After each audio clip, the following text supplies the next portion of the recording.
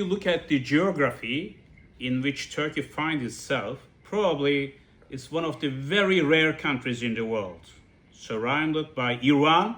The whole world's attention is today focusing on Iran, whether there is going to be a regime change or military intervention. Then Iraq is a country divided, Kurds, Sunnis, Shias, and still elements of ISIS exist there. Look at Syria, look at East Med, and then also troublesome relations with Greece, what's happening in the Balkans, Russia, Ukraine war. So it's surrounded by conflict-ridden regions. And therefore Turkey has to be very careful. But it has special relations with the United States, which we thought existed, but now we understand that it's not so special. And I also noted our friends' classification of Israel as the 52nd state of the United States. I think I agree with this assertion.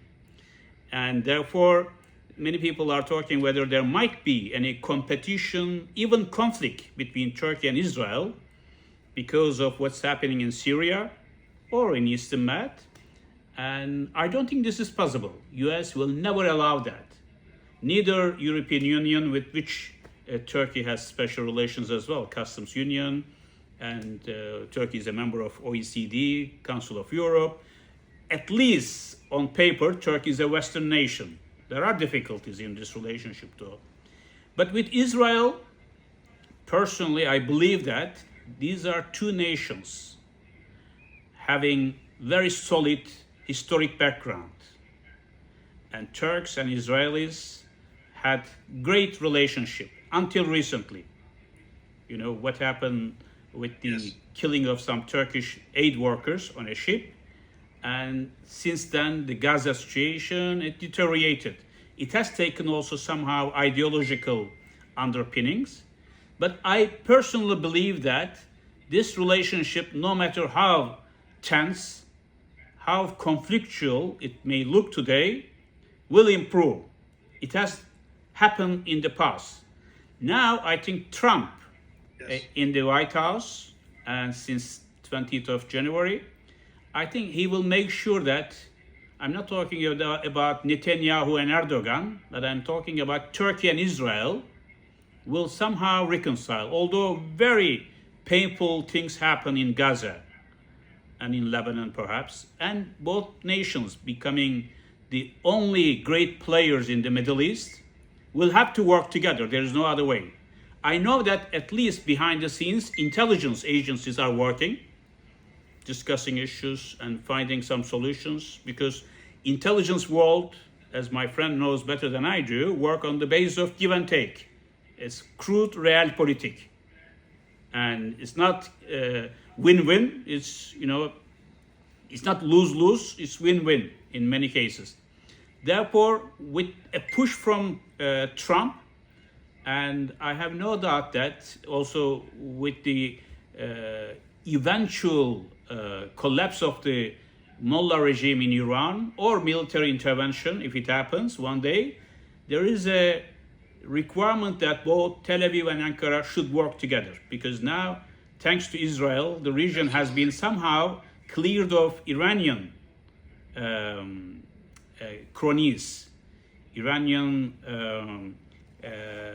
proxies in the region, be Hamas or Hezbollah or Houthis in Yemen. And most of the Arab nations are quite happy about this. We haven't seen much reaction coming from them. But nothing can condone what Israel has done in terms of humanitarian disaster it generated in the region. However, I'm talking only about the real geopolitics. Realpolitik requires that Ankara and Tel Aviv need to work. Otherwise, the region will remain in great turmoil. I think there has to be a great bargain between Ankara and Tel Aviv.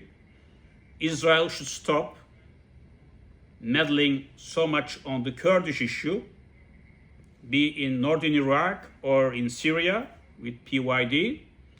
And Turkey, I think, should be very sensitive to Israeli security concerns, especially with regard to Hamas. And then I think we might find a common ground to work together, because it cannot continue like this. both nations economically bound to each other, militarily, intelligence-wise in the past, more than today. I think there is still a prospect of both nations shaking hands and work together. The alternative will be disastrous for both nations. So the common point here, I suppose, is that both Turkey and Israel need to cooperate to be able to pursue their common interests, of course. And Mr. Gachin, in one of his latest articles, said that while a direct confrontation between two is sort of restricted, it is happening, it is operational within certain confines.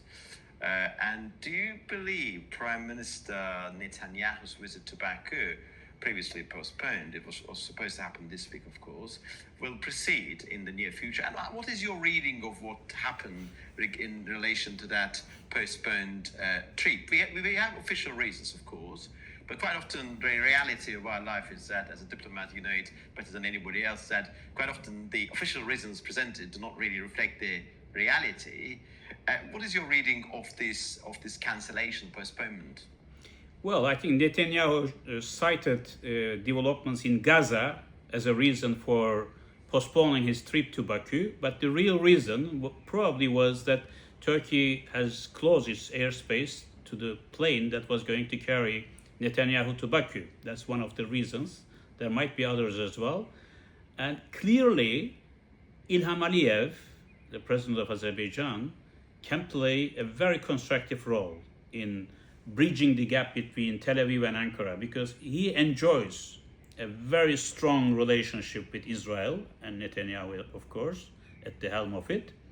And he enjoys a very trust-based relationship with Erdogan as well.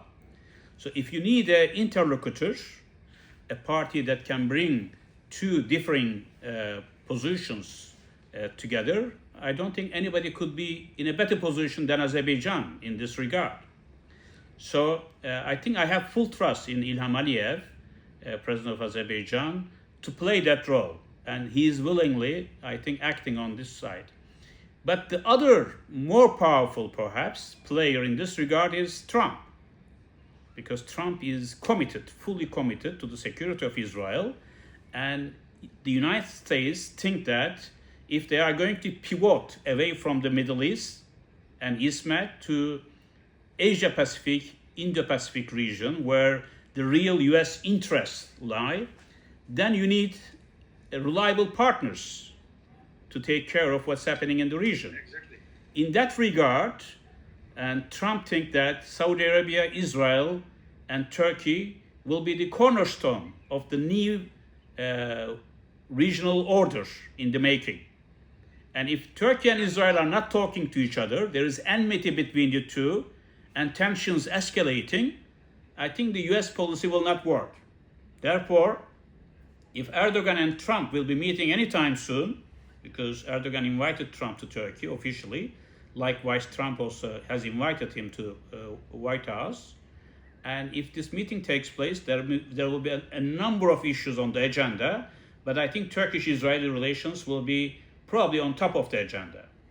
So that's the reason why I say, I bet actually, in a bold way, in the next 4 or 5 months, Turkey and Israel might be shaking hands again in a realpolitik sense. You may hate each other, especially Netanyahu and Erdogan. I don't think that they love each other or they see eye to eye. But as you know, in the relationship between the nations, as it was Gladstone, I think the British Prime Minister in the 19th century saying that states do not have permanent enemies or friends. States have interest, and the interest will be guiding them. Therefore, in the new Middle East, I strongly believe that Israel and Turkey will have to work together. There is a new energy map emerging. There is a new security map emerging.